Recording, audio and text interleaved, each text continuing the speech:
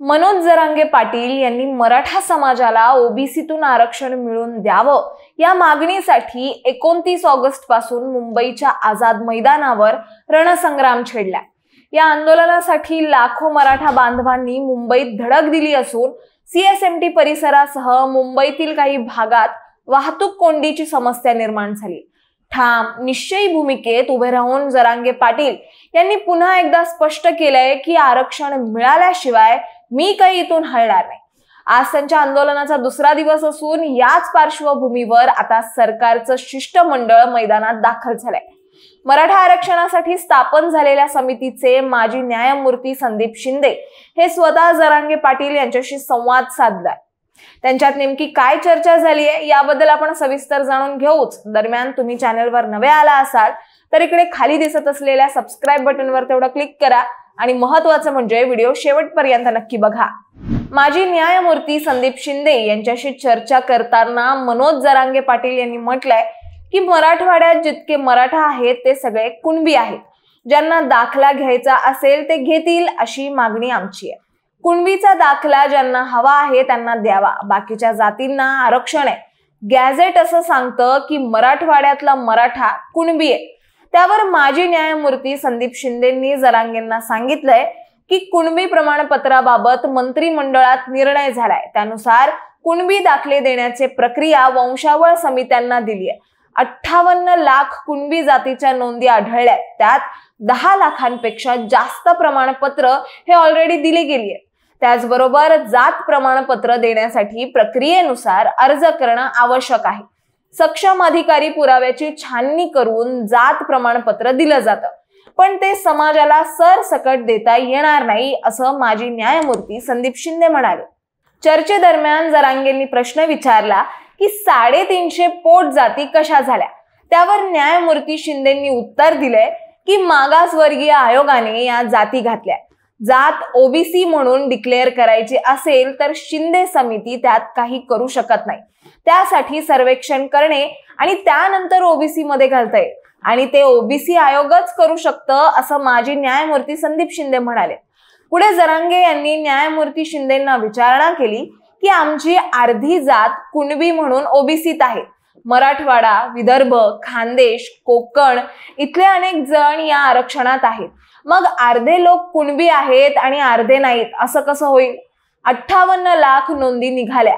मराठा आणि कुणबी एक आहे यासाठी आधार हा पुरेसा नाहीये का?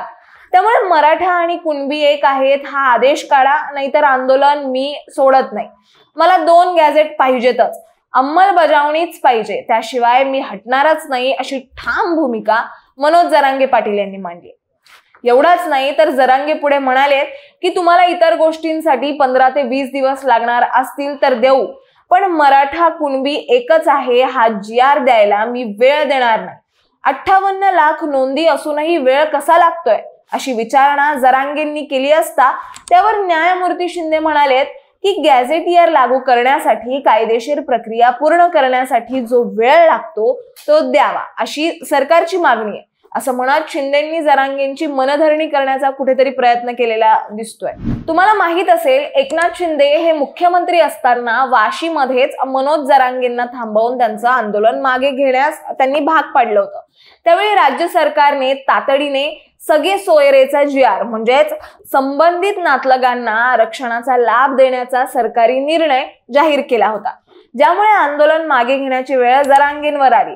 त्या संदर्भातच जरांगेंनी विचारणा केली की सगळे सोयरेच्या प्रक्रियेचं काय झालं। जरांगे पुढे म्हणाले की मराठवाड्यातला मराठा कुणबी आहे हा GR काढा, तुम्ही अभ्यास करून टाका। तुम्ही 13 महिने अभ्यास केला, तुमचा अहवाल सरकारने घेतलेला नाहीये, त्यांनी अहवाल घ्यावा आणि लागू करावं।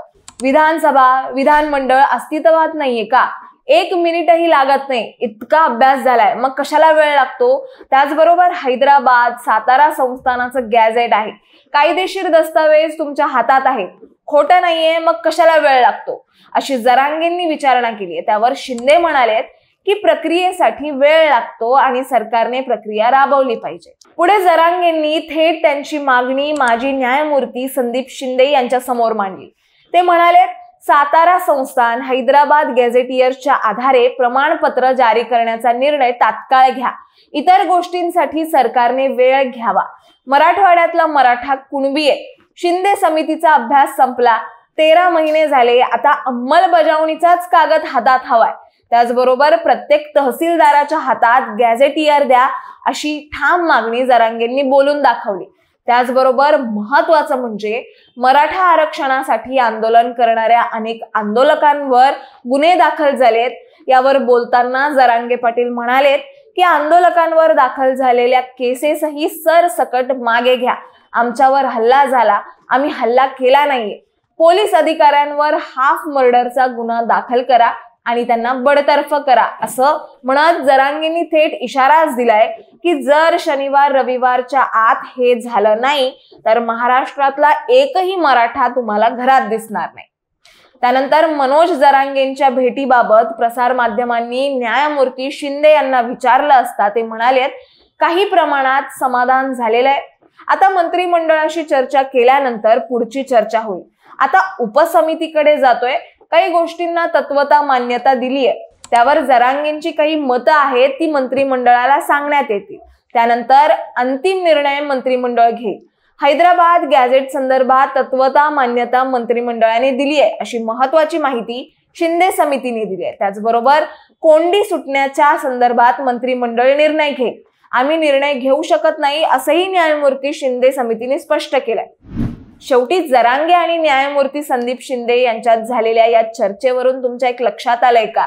या समितीकडून मनोज जरांगे पाटील यांची मनधरणी करण्याचे प्रयत्न सुरू आहेत.